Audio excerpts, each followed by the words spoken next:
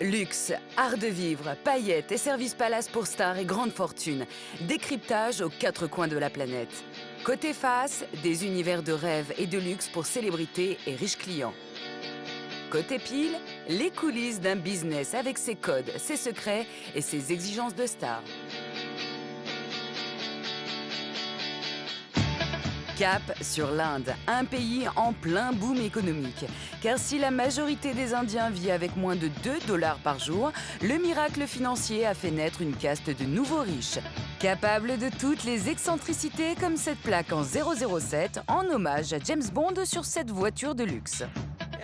Ouais, tous mes numéros se terminent comme ça, mon numéro de téléphone à la maison, mon numéro de portable, mes plaques. C'est juste un petit caprice de ma part, une petite fantaisie quoi. Aujourd'hui, l'Inde compte une centaine de milliardaires et près de 130 000 millionnaires. Ils ont fait fortune dans l'informatique, la mode ou le cinéma. Des multimillionnaires avides de luxe, fascinés par l'art de vivre à l'occidental. En fait, nous avons vraiment été inspirés par les grandes maisons de la gastronomie française.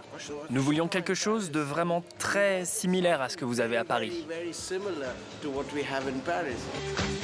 Palais légendaires, chefs étoilés, haute couture et magasins d'exception. Pour répondre aux exigences de ces nouveaux Maharajas et briller aux yeux du monde, l'Inde est devenue le royaume de la démesure, une destination prisée par les stars. On a des hommes politiques, on a des acteurs, on a beaucoup d'acteurs indiens, on a eu Kate Winslet, on a des gens comme ça, on a la fille de Margaret d'Angleterre, on a pas mal de gens qui viennent, oui. Plongés dans l'univers des célébrités et des milliardaires, mais aussi de ceux qui sont à leur service. Un monde hors norme où tous les rêves sont permis, à condition d'être une star.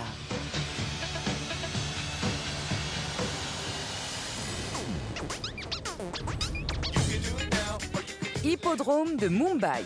Alors que les centaines d'amoureux de course hippique se pressent pour parier quelques roupies sur leurs chevaux favoris, de l'autre côté des tribunes, à l'abri des regards indiscrets, se prépare une fête ultra privée. Comme tous les ans, toute la haute société de la ville s'est donné rendez-vous pour l'événement hippique de l'année. Une fête où sont conviés starlettes de télé et riches industriels. Parmi eux, ces Français expatriés, visiblement impressionnés. Très chic. Beaucoup d'industriels, beaucoup d'héritiers qui font tous partie des mêmes clubs, des mêmes endroits. Mêmes écoles. Comme en France, c'est des gens qui se reproduisent un peu entre eux. Mais si les journalistes se sont déplacés en masse, c'est pour immortaliser la présence d'une superstar. Son nom, Sonam Kapoor.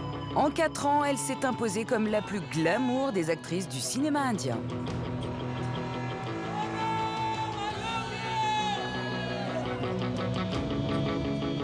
À 26 ans, elle est l'actrice la plus bankable de Bollywood, la plus grande industrie du cinéma au monde. Une icône qui s'exporte. Elle est même devenue la nouvelle égérie des campagnes de pub d'une grande marque de cosmétiques internationale. Le lendemain, nous retrouvons Sonam Kapoor pour une séance photo organisée par le plus grand magazine People indien, tiré à plus de 50 millions d'exemplaires par semaine.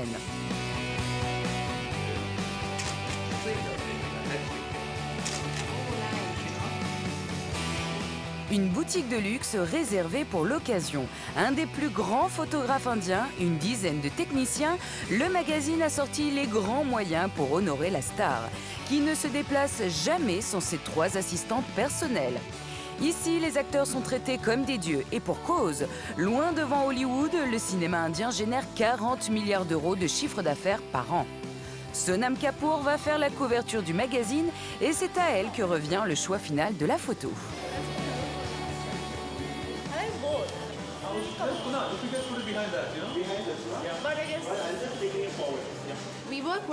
Nous travaillons très dur pour devenir connus et être acteurs.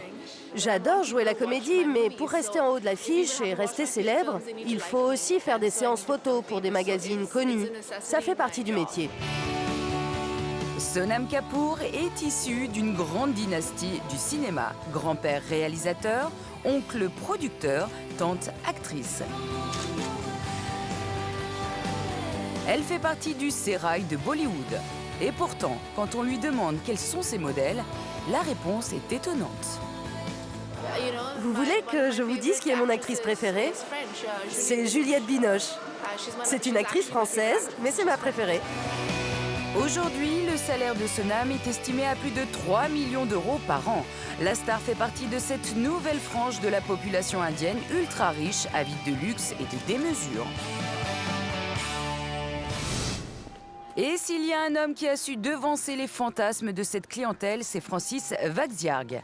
Aujourd'hui, à la tête de 25 hôtels de luxe, il s'est lancé un pari un peu fou il y a plus de 20 ans. Faire revivre les palais des Maharajas. Il nous emmène découvrir le premier hôtel qu'il ait rénové. Oui, c'est pas un petit hôtel, oui, c'est vrai, il y a une 60aine de chambres. J'ai tellement l'habitude de parler de nos petits hôtels, mais celui-ci, effectivement, c'est un peu le vaisseau amiral de notre chaîne. Ce premier palais est né sur un coup de tête, ou plutôt un coup de foudre. En 1979, Francis tombe amoureux de ce lieu, alors totalement à l'abandon. Des ruines qu'il rachète avec un associé indien pour une somme dérisoire, 10 000 €. Nous rentrons dans le fort de Nimrana. Donc, ce vieux fort du XVe siècle. Et à l'époque, la première fois qu'on est rentré, tout ça était un amas de pierrailles.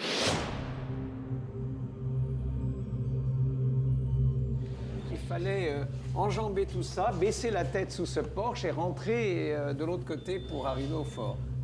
Puisque toute la façade s'était effondrée. On a dû redresser la façade complètement. 6 ans de travaux, 13,5 millions d'euros. Un investissement colossal pour redonner au lieu la splendeur du temps du Maharaja.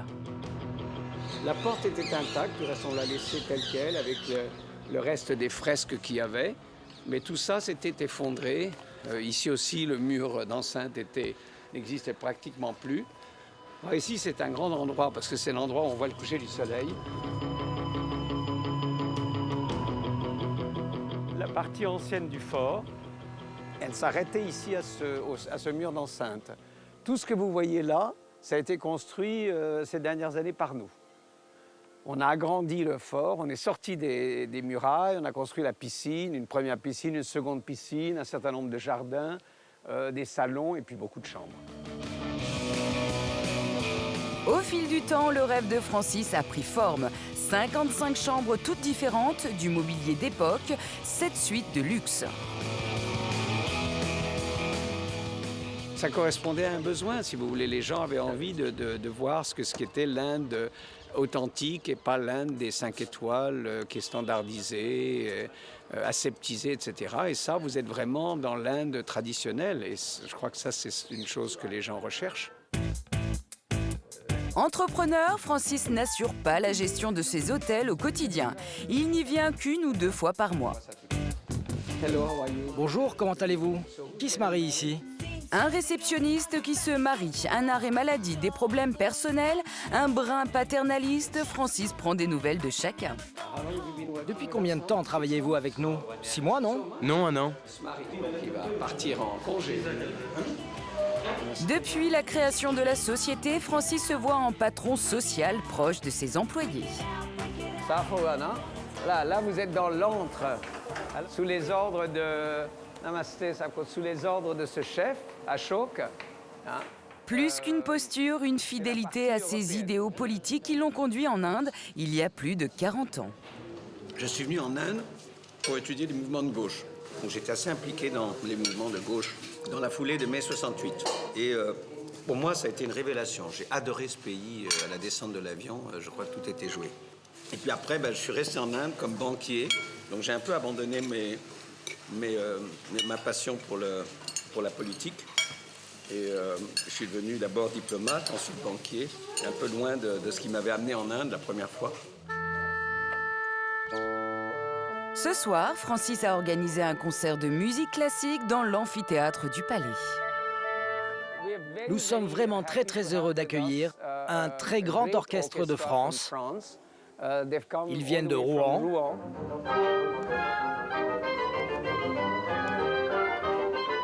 La musique classique, c'est l'autre passion de Francis qu'il tente de promouvoir en faisant venir des orchestres symphoniques.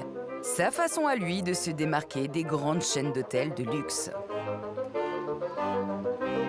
C'est un certain raffinement, oui. Je crois qu'on essaye de... On ne veut pas être un hôtel bête et idiot, on veut être un endroit de culture, un endroit où les gens peuvent se retrouver, écouter ou assister à un spectacle.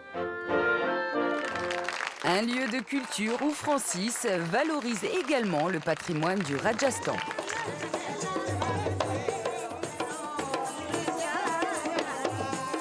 La soirée se poursuit avec un groupe traditionnel qu'il a fait venir tout spécialement pour accompagner le dîner.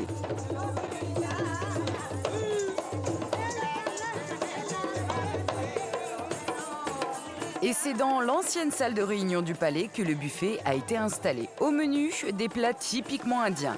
De quoi se prendre le temps d'une soirée pour un Maharaja.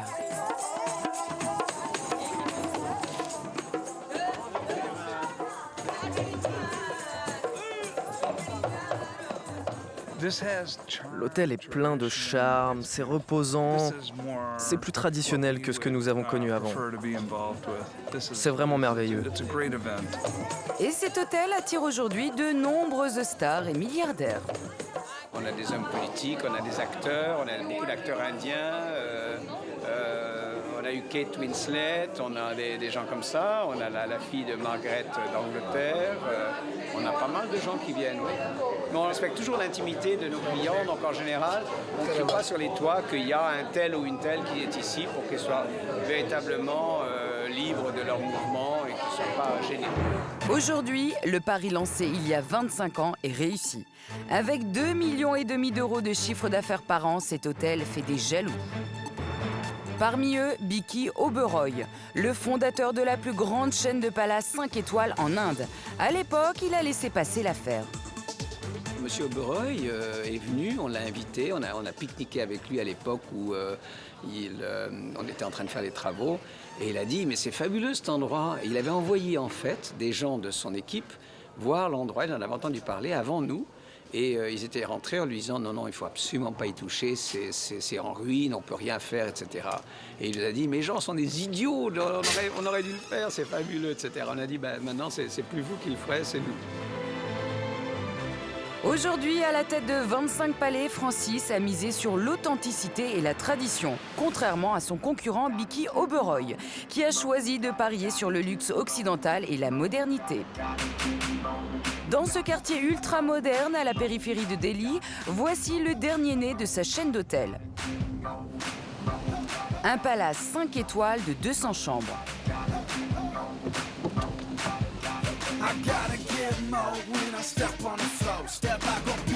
À l'intérieur, salon sur l'eau, design futuriste, personnel aux petits soins et des œuvres d'art hors de prix. Tous les attributs d'un palace parisien.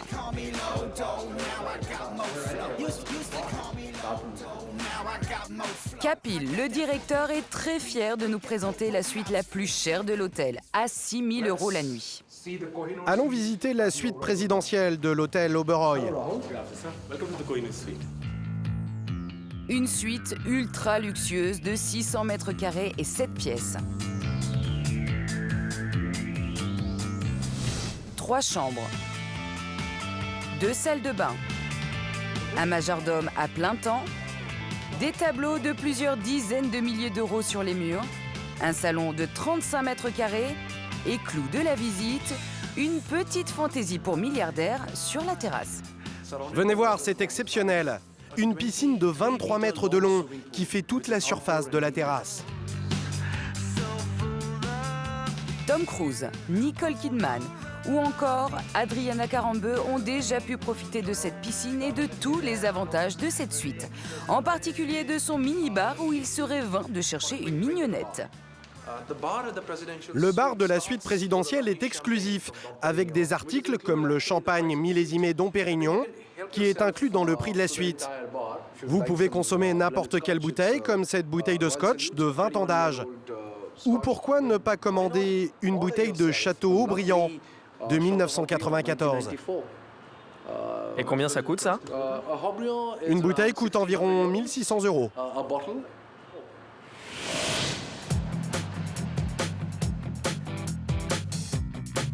Dans l'autre hôtel du groupe que compte la capitale, cette suite d'exception a accueilli Nicolas Sarkozy lors de son voyage officiel en 2008. Une visite dont Jay, le directeur de l'hôtel, se souvient encore. Monsieur Sarkozy désirait aller faire son footing très tôt le matin. Il nous a prévenu à minuit qu'il voulait aller courir à 6 heures du matin. Cela posait beaucoup de problèmes de sécurité. Nous avons passé la nuit à préparer la sécurité dans le parc et sur le trajet de son footing. Mais ce qui fut cocasse, c'est qu'à 6 heures du matin, il a décidé de changer ses plans. Il a finalement préféré courir sur un tapis roulant dans sa suite. C'est une anecdote que je raconterai à mes petits-enfants plus tard. Nicolas Sarkozy aura sans doute préféré profiter de la vue exceptionnelle sur une des rares forêts de la ville. Quelle vue! Jetez un œil sur cette vue. C'est probablement la partie la plus luxuriante de Delhi. Beaucoup de personnes pensent que l'Inde est sale et délabrée, mais regardez cette verdure. Regardez cette piscine. On ressent de la tranquillité, une certaine forme de paix. Une chaîne internationale qui compte 32 palaces à travers le monde, de l'Asie à l'Afrique. Prochain objectif, conquérir l'Europe et les États-Unis pour devenir l'équivalent de grandes chaînes internationales. Et pour atteindre son but, l'Indien Bicky Oberoi a misé sur une méthode simple. Offrir le nec plus ultra du luxe occidental à ses clients. Côté gastronomie, la star, c'est la France. Bonjour Paris, bienvenue à Hôtel Oberoi. This is how we do it. Soumya est chef pâtissier. Il travaille depuis maintenant 5 ans pour le groupe Oberoi après avoir appris la pâtisserie dans une grande maison à Paris. En fait, nous avons vraiment été inspirés par les grandes maisons de la gastronomie française. Nous voulions quelque chose de vraiment très similaire à ce que vous avez à Paris. Ici, au milieu des baguettes à la française vendues 7 € et les pièces montées à 400 €, se cachent les produits dont Soumya est le plus fier. Des gâteaux en forme de chaussures et de sacs à main. Un travail d'orfèvre de plusieurs heures et un best-seller qui s'arrache comme des petits pains malgré leur prix exorbitant. Beaucoup de femmes veulent avoir ce gâteau en chocolat et c'est pour ça que nous le faisons. Un gâteau comme ceci coûte environ 200 €. Cet endroit est le lieu à la mode à Delhi. Il n'y a absolument rien de comparable dans toute l'Inde. Et merci à la France, nous avons tout appris des Français. Et ceci est une petite part de la tradition française à Delhi.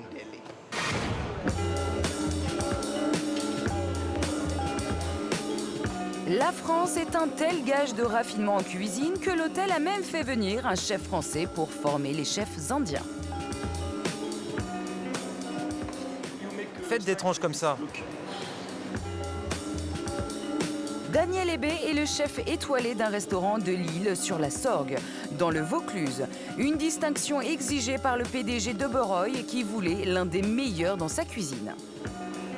Alors on va leur faire un petit peu comme une petite ratatouille grillée. Ils ont un petit peu cette compétition entre hôtels où il va être un petit peu les meilleurs. Ils font venir, il y a des chefs chinois, il y a des chefs... là, il y avait un festival espagnol, un festival italien. Donc ils essayent de faire venir des gens un petit peu d'horizons différents pour être un petit peu le meilleur hôtel ou pour acquérir un savoir. Malgré son expérience et son étoile, le chef a commis quelques faux pas, en oubliant par exemple que la vache était un animal sacré en Inde. Moi au début je n'avais pas assimilé ça totalement, donc je leur avais fait des plats avec de la moelle de bœuf. Ça on l'a retiré tout de suite dès le premier jour.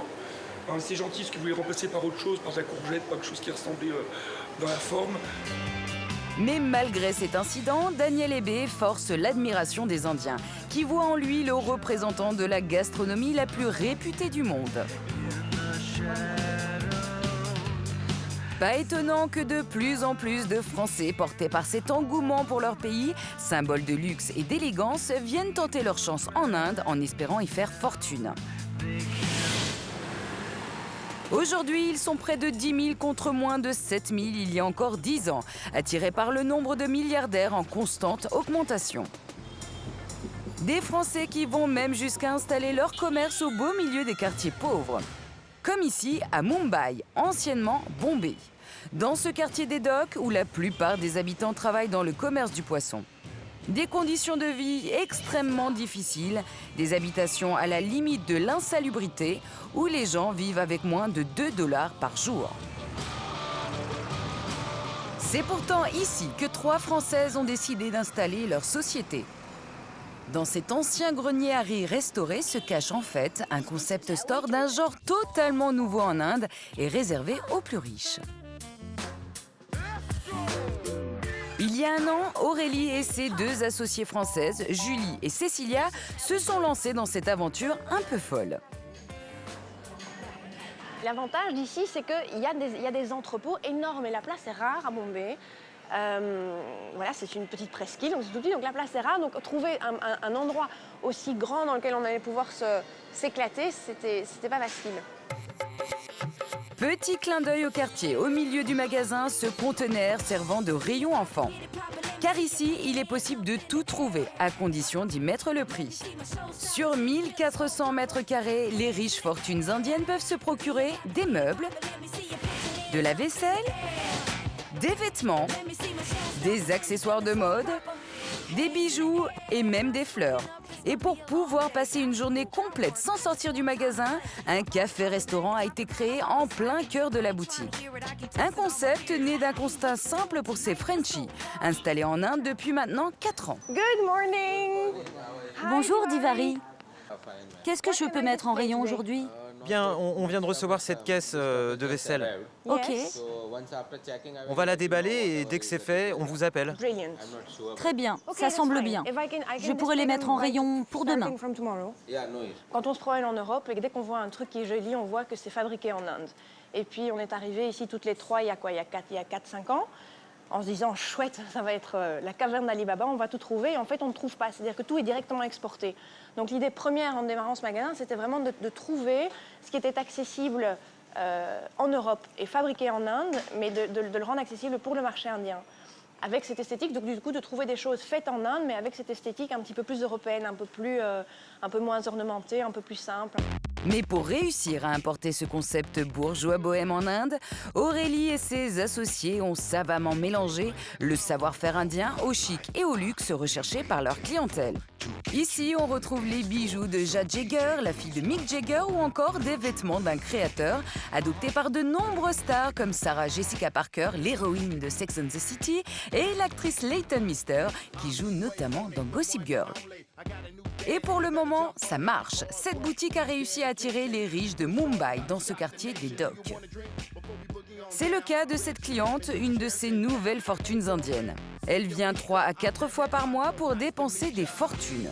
Aujourd'hui, elle est venue dénicher quelques cadeaux pour l'anniversaire d'une amie. À chaque fois que je viens ici, je trouve mon bonheur. Je ne veux pas aller dans d'autres boutiques à Mumbai. C'est peut-être un peu loin de chez moi, mais à chaque fois que je viens, je sais que je trouverai quelque chose d'original. La jeune femme a flashé sur ce bracelet à 250 €. J'aime vraiment beaucoup ce bracelet.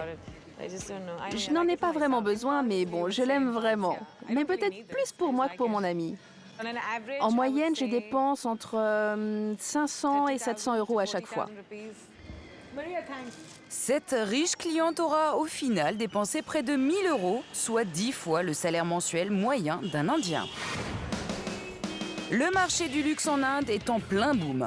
Aujourd'hui, il représente près de 5 milliards de dollars. Grâce entre autres aux 130 000 millionnaires que compte le pays. Devita Saraf est l'une des plus jeunes entrepreneuses, classée parmi les 25 femmes les plus influentes d'Inde. À la tête d'une société de télévision haut de gamme, elle vient aujourd'hui inspecter l'une de ses boutiques.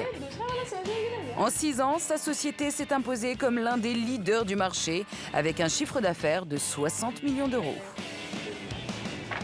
Vous avez eu beaucoup de commandes depuis la dernière fois? Oui, j'en ai eu 55. 55? Et qui est le plus gros client? C'est Monsieur Raki. Ici, les télés sont bourrées de gadgets pour milliardaires, comme ce grand écran à 4 500 € qui fait aussi visiophone.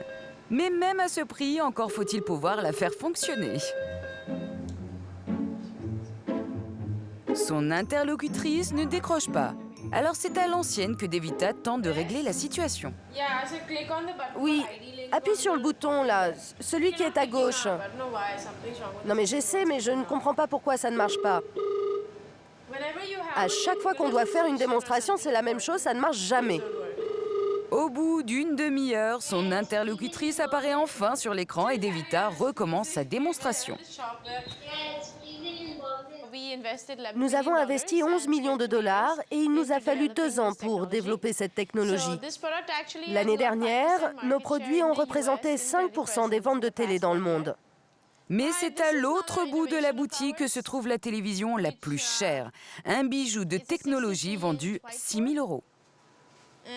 Comme vous pouvez le voir, j'utilise cet objet comme un stylo. Mais ce n'est pas vraiment un stylo, en fait, c'est un stylet pour écrire sur la télévision. En fait, ce que les Indiens aiment dans les produits de luxe, c'est la personnalisation. Vous voyez, avec ce type de télé, vous pouvez choisir toutes les options que vous voulez. Le volume de la carte mémoire, le disque dur, la taille, la couleur, tout ce que vous voulez. Vous voyez ça? C'est une télévision qui se vend très bien. C'est comme un cadre de tableau où vous pouvez incruster des images. C'est ça le vrai luxe, avoir un objet sur mesure et unique au monde. Et si Devita sait mieux que personne ce qui plaît aux riches, c'est qu'elle a été à bonne école. À 30 ans, elle est propriétaire d'un appartement de 200 mètres carrés avec une terrasse panoramique dans le quartier le plus huppé de Mumbai, où le mètre carré se négocie à 12 000 €. Voici l'objet le plus précieux à mes yeux. C'est une photo de ma famille avec mon frère et mon père. C'est grâce à son père, PDG du fabricant d'ordinateurs, numéro 2 en Inde, que la jeune femme s'est lancée dans les affaires. Dans ce pays, quand on réussit, on part rarement de rien. Devita est une héritière qui profite des privilèges de sa caste. Une garde-robe qui n'a rien à envier à celle de Paris Hilton, avec cette dernière acquisition, un sari d'une grande marque française. Regardez, c'est magnifique. Une fois que vos yeux se posent dessus, il vous le faut à tout prix. Installée en Inde depuis 6 mois, la marque a lancé début janvier une collection de 28 saris de luxe proposée à plus de 6 000 €. Un must-have que Devita s'est empressée d'acquérir. Ils sont tous différents. Celui-là est le seul comme ça. C'est une pièce unique. Et c'est vraiment ce qui me plaît, d'avoir un produit en édition limitée. Parce que finalement, la rareté, c'est le comble du luxe. À l'instar de cette marque prestigieuse, d'autres maisons de luxe pensent s'implanter prochainement dans le pays. Car la haute couture y est en plein essor et pas seulement pour les créateurs français. Dans le vieux Mumbai, cette boutique colorée est l'antre du styliste à la mode. À 38 ans, Sabyasachi est le créateur préféré des stars. Toutes les actrices de Bollywood font appel à lui, comme Rani Mukherjee et Vidya Balan. Bohemian layered clothing. Un style quand même un peu chargé et très coloré. Cette robe est inspirée du maillot de bain de Marilyn Monroe dans le style des pin-up des années 50. C'est un petit top que vous pouvez porter avec un jean serré. Voici un gilet vintage, totalement brodé à la main. Un magnifique serre-tête, comme ceux de Frida Kahlo. Je suis obsédé par l'artiste mexicaine. Un Christian Lacroix version indienne, dont l'aura ne cesse de grandir. Lors du dernier festival de Cannes, Sabyasachi a même monté les marches pour la présentation d'un documentaire sur Bollywood. Preuve de son succès, les clientes se pressent dans son magasin comme ces deux Américaines. Oh mon Dieu, c'est la veste! Elle est vraiment incroyable. Vous savez comment on a brûlé ça? Avec une bougie? Non, avec de l'encens. Ah bon? Uniquement de l'encens. Une anecdote qui semble tout à coup donner à sa robe un parfum de légende. Peut-être qu'on devrait acheter les deux tenues? La femme la plus intéressante du magasin. Ah là, comme ça, je me sens indienne. Je suis vraiment tombée amoureuse de l'Inde, des Indiens. C'est une Indienne qui s'est décoloré la peau et les cheveux. Cet homme est tellement incroyable. Quand vous portez des robes comme les siennes, vous vous sentez comme une femme de Maharaja. Cet homme est béni des dieux. Et Caroline n'est pas la seule subjuguée par le créateur. La veille, Sabyasachi a reçu la visite d'une cliente prestigieuse, Oprah Winfrey, la star milliardaire de la télé américaine. Elle a acheté beaucoup de vêtements conçus avec du tissu bio, beaucoup d'accessoires, beaucoup de bijoux et de sacs à main. Ce qui est le plus important, c'est qu'elle a trouvé que les produits étaient fantastiques et j'en suis très fier. De visite en Inde pendant quelques jours, Oprah Winfrey a reçu un accueil digne de celui d'un chef d'État. Sabyasachi en est encore tout retourné. C'est l'une des personnes les plus lumineuses que j'ai rencontrées. Elle a une telle énergie, elle est incroyable.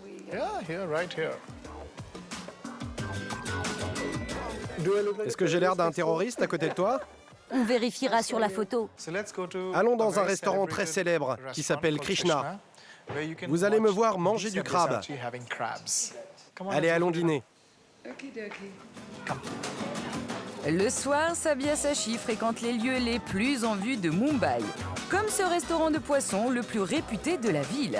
Un établissement à l'allure décontractée, fréquenté par des artistes et des personnalités du monde des médias et de la publicité.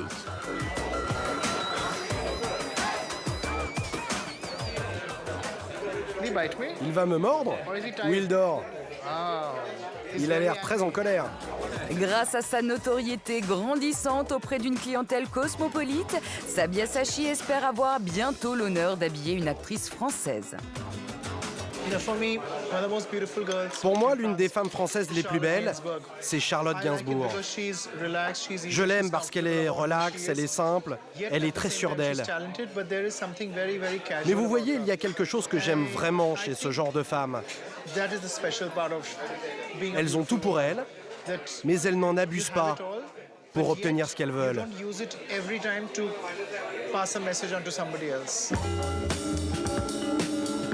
Mais si Sabyasachi envisage même de vendre sa marque en France, sa vie est ici, à Mumbai, une ville où désormais tous les rêves paraissent possibles. Bombay est comme New York, c'est une ville d'anonymes. Il y a des gens du monde entier, plein de personnes qui viennent dans cette ville pour réussir, devenir acteurs ou pour réussir dans les affaires. Ils veulent avoir une vie agréable et espèrent avoir une carrière importante. Mumbai, un nouvel Eldorado pour des entrepreneurs ambitieux, prêts à risquer gros pour devenir les grandes fortunes de demain. Anupam Mittal a 38 ans. Il est devenu multimillionnaire en fondant un site de rencontres sur Internet.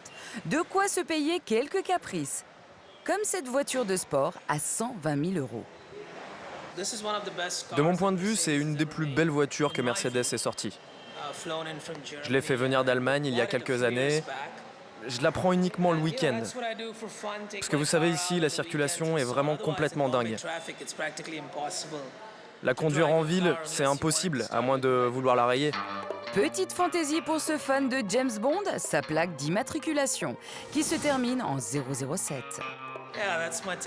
Ouais, tous mes numéros se terminent comme ça, mon téléphone à la maison, mon portable, mes numéros de plaque. C'est un petit caprice de ma part, une petite fantaisie, quoi. Rien de bien extravagant. C'est ici que le jeune millionnaire habite depuis maintenant 7 ans.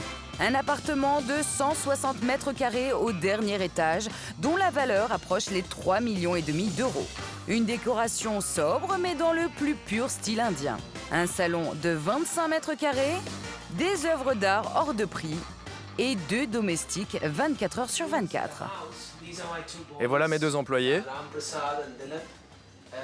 En fait, ils sont là avec moi depuis que j'ai acheté la maison, ils cuisinent pour moi, ils font le ménage. Ils font vraiment tout. C'est comme mes frères et je suis vraiment béni de les avoir. Ultime privilège, une terrasse de 40 mètres carrés dominant toute la ville. En gros, c'est ici que je passe la plupart de mon temps, car vous savez, avoir une vue dégagée à Mumbai, c'est une vraie chance. Ce quartier, c'est l'un des plus chers de la ville. Dans le voisinage, il y a des gens très riches, il y a vraiment des gens célèbres. Par exemple, vous avez Monsieur Ambani, qui habite juste là, derrière cet immeuble. Et de l'autre côté, vous avez Monsieur Tata.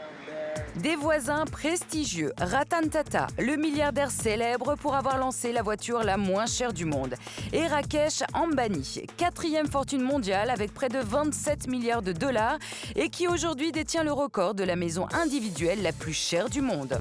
Cette maison, la voilà. C'est en fait un immeuble de 37 000 mètres carrés, 168 mètres de haut, 27 étages, un cinéma, une salle de bal ornée de cristal et un parking de 160 places. Après 6 ans de travaux, elle aura coûté 1 milliard d'euros.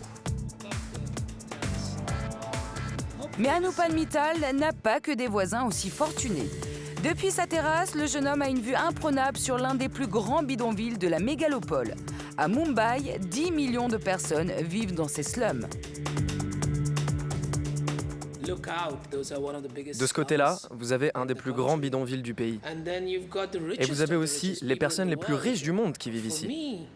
Pour moi, la richesse, c'est d'avoir la possibilité de m'acheter ce que je veux, mais aussi d'avoir la liberté de travailler sur mes projets, sur mes idées. Alors ici, vous avez mon bureau, une de mes pièces préférées de la maison. Et là, vous avez mes figurines. Voici Al Pacino, un de mes acteurs préférés. Et ça, bien sûr, c'est Batman.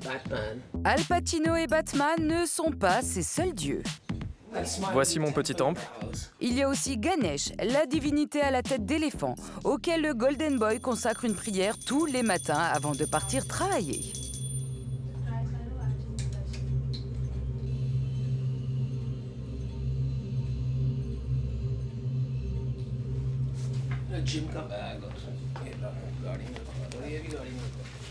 Vous priez pour le business? Non, je ne demande rien de ce genre. Je ne demande rien en particulier. Pour moi, c'est plus en rapport à la famille, à la santé, au travail, mais sans rien demander. Juste de pouvoir faire la différence entre ce qui est bien et ce qui est mal. Pour aller à son bureau, Anupan se place sous la protection de son chauffeur et bien sûr de James Bond, l'agent 007. C'est au fond de cette impasse que le jeune homme a installé sa société. Aujourd'hui, il règne en maître sur les e-rencontres. Né il y a 15 ans, son site est devenu le premier site pour célibataires au monde, avec 30 millions d'abonnés et 800 000 mariages, 10 fois plus que son équivalent français. Un site de rencontre à la sauce curry qui a profité de l'évolution de la société indienne, devenue beaucoup plus libérale. Le milieu des années 90 a été une période où les médias ont explosé en Inde.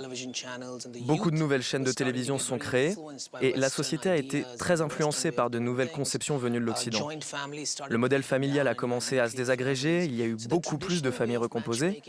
Alors du coup, les traditions ont été bousculées. Les façons habituelles de se rencontrer grâce à l'aide d'un entremetteur ou du réseau familial sont devenues marginales. Les jeunes ont voulu devenir acteurs de la décision la plus importante de leur vie, rencontrer leur futur mari ou femme.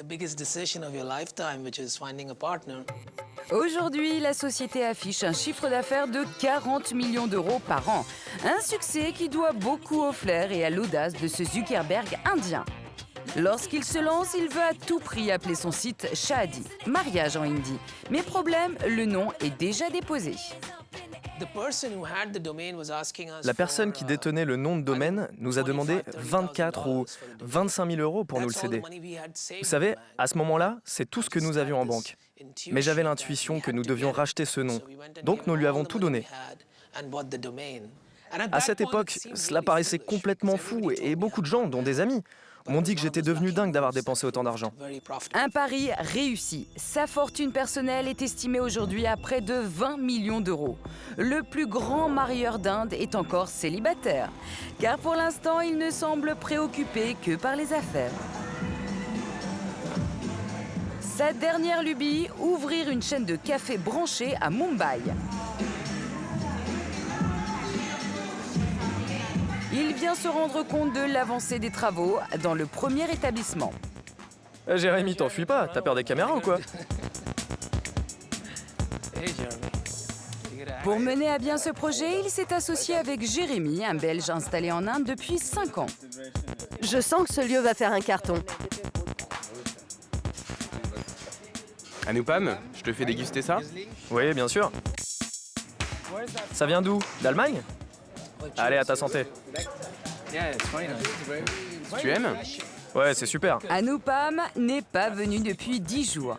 Jérémy lui fait goûter les vins et les plats qui seront sur le menu. Ah, c'est vraiment bon, hein? Vous savez, ce n'est pas ce genre de gros investissement qui demande beaucoup d'analyse financière, du temps, des négociations. C'est plus instinctif. Et quand on est dans le créneau de l'hospitalité et de la création, il faut suivre sa passion et son cœur plus qu'autre chose. C'est dans une ancienne usine de fabrication de lait qu'ils ont décidé d'ouvrir ce café. Pour devenir le prochain endroit à la mode, ils ont cassé les codes un peu kitsch de la décoration indienne en misant sur une atmosphère dépouillée et intimiste. La télévision et la machine à écrire, tu les as trouvées où? Dans une brocante? Dernière trouvaille, cette vieille télévision et cette machine à écrire au charme vintage. Cette télévision et cette machine à écrire, ça ajoute tellement de caractère à ce lieu, ça le rend plus chaleureux. Ça crée une sorte de lien avec le restaurant et ça va donner envie aux clients de dépenser encore plus d'argent ici. Je ne veux pas dépenser mon argent, je veux un retour sur investissement. Exactement. C'est un concept très européen, il n'y en a pas beaucoup comme ça à Bombay. Vous savez, Bombay s'est ouvert à beaucoup de nouvelles choses ces dernières années, parce que les gens voyagent de plus en plus dans le monde, ils sont aussi influencés par Internet. Du coup, il y a de plus en plus d'aspiration au changement. Ce charme occidental est devenu le comble de l'exotisme pour les Indiens qui sont prêts à dépenser des sommes folles. Adrien de Montalembert s'est spécialisé dans l'import de produits d'épicerie haut de gamme. Aujourd'hui, ce Français se rend dans cette boutique de Delhi, un traiteur très sélect qui distribue ses articles.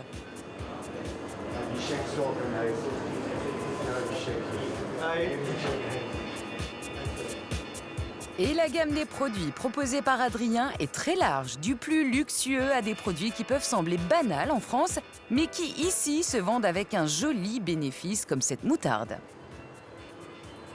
On s'adresse vraiment aux Indiens riches, et les produits coûtent quand même assez cher ici. Donc, regarde au sucre, une boîte de 250 grammes de sucre, 350 roupies, donc tu divises par 70 et ça te donne le prix en euros. Voilà. Pour la petite boîte de 250 grammes de sucre. 5 €, soit 7 fois plus cher que les prix pratiqués en France. Un produit au prix exorbitant que seuls les plus riches Indiens peuvent s'offrir. Maintenant, l'Indien a réussi ses affaires ici en Inde et donc cherche tous les produits qu'il n'avait pas il y a quelques années ici. Donc dès que tu as un produit original qui sort un petit peu du lot, peu importe le prix, il va goûter.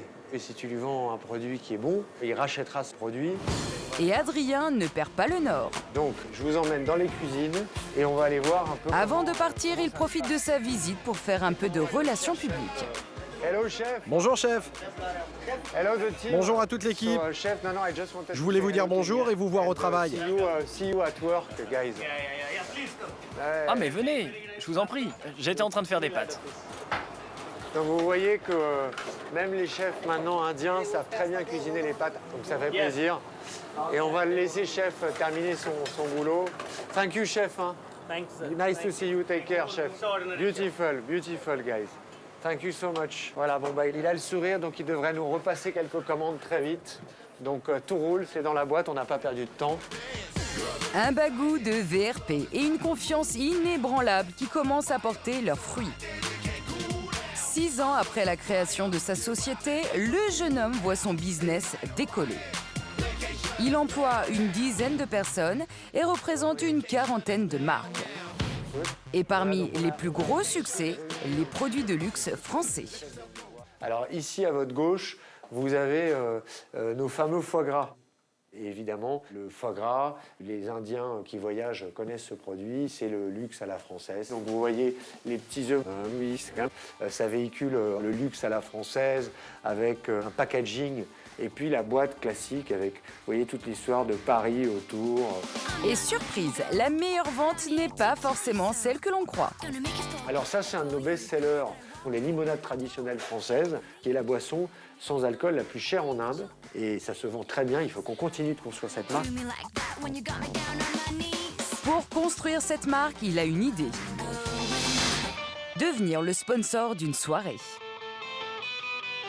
On va rencontrer le général manager du Lalit, parce que le Lalit a maintenant la boîte de nuit la plus branchée la plus classe de Delhi, où tout le Gotha de Delhi se rend.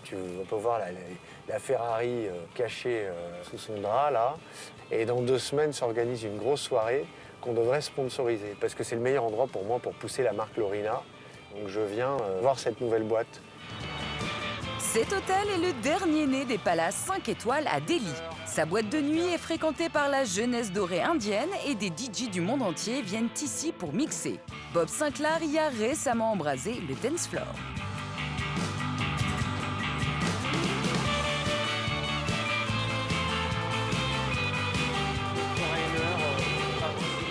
Dans le hall, alors qu'Adrien discute avec le directeur, la propriétaire du groupe fait une entrée remarquée. Ça, c'est sacrément surveillé. Tu vois, sous étroite surveillance, car cette femme est à la tête d'une centaine d'hôtels de luxe et pèse près de 300 millions d'euros. C'est une femme très influente dans l'industrie de tout ce qui est hospitality business. C'est la plus influente. Donc elle est accompagnée par toujours des gardes du corps. Plus une grosse voiture blindée, dernier modèle. Direction la boîte de nuit. Adrien doit décider si, oui ou non, il va sponsoriser une future soirée avec sa marque de limonade. Là, c'est le salon champagne, qui fait partie du club. Suivez-moi.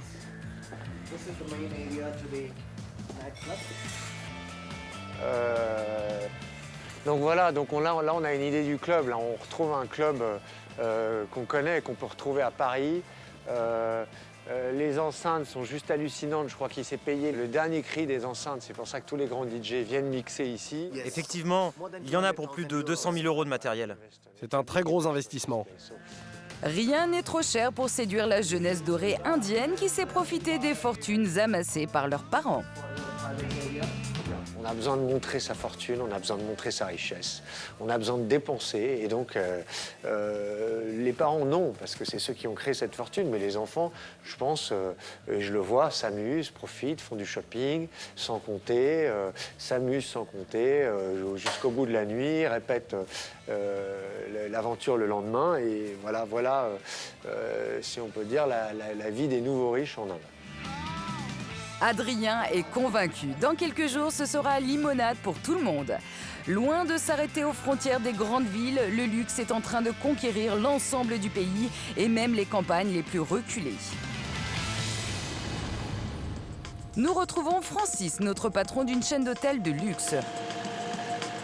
Aujourd'hui, il se rend à Tijara, à plus de 4 heures de route de Delhi, pour faire le point sur sa dernière acquisition. Un palais qu'il a racheté il y a 2 ans et qui est en plein travaux. Tijara est notre dernier projet, oui. Enfin, le dernier en cours de restauration. On en a d'autres en prévision. On reçoit à peu près 3 propositions par semaine de domaines, de forts, de maisons à reprendre. On ne les fait pas tous. Francis fait le pari d'amener les riches Indiens dans les contrées les plus reculées. Très attaché à son pays d'adoption, il maîtrise l'hindi.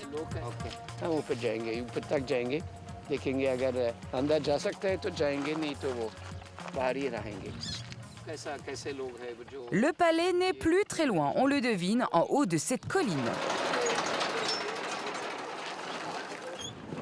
Voilà, nous arrivons au fort de Tijara, qui est en cours de restauration. À son arrivée, Francis est accueilli par le chef de chantier. Combien d'ouvriers travaillent aujourd'hui? 50? Oui, c'est ça, 50. Avec ce projet, Francis s'est lancé dans une aventure insensée. Rénover un palais du XVe siècle totalement en ruine. Après 2 ans de travaux, le chemin est encore long avant de pouvoir accueillir des clients. Mais Francis s'y voit déjà. Voilà, ça, ce sont des espèces de fenêtres qu'on a fait faire en métal à Jodhpur, adaptées ici. Alors, vous avez toute cette galerie qui sera comme ça. Ça sera l'arrivée des clients qui vont arriver par ici. Il y a encore 30 ans, ce palais appartenait à un Maharaja, seigneur de la région. Une fois au centre de l'édifice, le défi que s'est lancé Francis prend toute son ampleur. Ce n'est pas 1, mais 3 bâtiments qu'il faudra rénover avant de pouvoir ouvrir. Une tâche colossale. Pour acquérir ce fort, Francis a dû négocier avec le gouvernement indien qui lui a cédé gratuitement à condition de le rénover entièrement. Mais les conditions de vente cachent en réalité une contrepartie qui rend la réussite du projet encore plus aléatoire. Et ce projet, c'est une bonne affaire? Je suis moins sûr, parce que là, on a négocié ça avec le gouvernement, qui nous a donné ça pour 60 ans. Mais vous voyez, ça fait déjà plus de 2 ans qu'on travaille et on n'est pas arrivé au bout de nos peines. C'est un très lourd projet, donc je pense que finalement ça marchera bien, mais il va falloir du temps. À l'issue des 60 ans, le palais entièrement rénové reviendra à l'État indien. Alors Francis doit vite ouvrir pour gagner de l'argent avec cet hôtel. Cette table, elle est marrante. Mais notre homme veut y croire et a déjà acheté une grande partie des meubles qui occuperont les chambres. Des objets anciens qui seront restaurés. On achète ça un peu partout. On achète ça à Jodhpur, à Ahmedabad, à Pondichéry même. En faire taper tout ça, on a un très très bon menuisier qui fait ça d'une manière absolument superbe. Et après, tout ça va aller dans les salons, dans les chambres. En voilà une, par exemple, qui n'est pas prête du tout. Mais regardez ce que ça donne déjà. Et parmi les futures chambres, la plus impressionnante se situe tout en haut du bâtiment. Et la tour, avec des superbes pièces. Là, celle-ci, avec cette vue 360 degrés de vue, c'est extraordinaire. Une suite exceptionnelle de 150 mètres carrés située en aplomb de la vallée. Mais vous pensez que vous pouvez louer cette chambre? 350-400 €, on pourra mettre cette suite. Mais avant de pouvoir louer cette suite, il faudra attendre encore quelques années. Francis espère ouvrir dans 3 ans. Et pour cela, il a investi près de 2 millions d'euros. Malgré les apparences. C'est les méthodes de travail ancestrales. Méthode de l'époque où ça a été construit. Ça n'a pas changé, vous savez. J'utilisais aussi les ânes et les mulets dans Mascate. Tijara deviendra le 26e hôtel de la chaîne. Mais Francis n'a pas l'intention de s'arrêter là. Car le marché du luxe est en pleine expansion et devrait générer 7 milliards d'euros de chiffre d'affaires en 2014. C'est le paradoxe de l'Inde. Malgré 7% de croissance et une quinzaine de nouveaux milliardaires par an, le pays compte encore 400 millions d'habitants qui vivent sans eau ni électricité.